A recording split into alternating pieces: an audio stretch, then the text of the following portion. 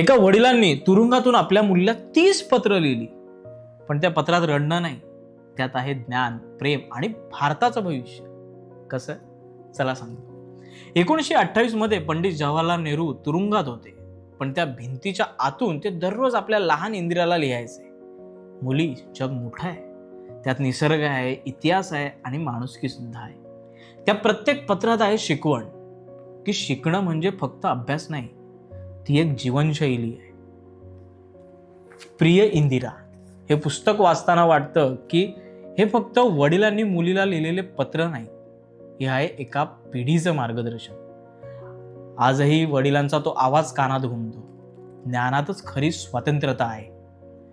हे पुस्तक मागवण्यासाठी आजच ऑर्डर करा. त्यासाठी आम्हाला आमच्या इंस्टाग्राम अकाउंटवर मेसेज करा किंवा स्क्रीनवर दिसत असलेल्या नंबरवर कॉल किंवा व्हॉट्सअप करून तुम्ही हे पुस्तक मागवू शकता.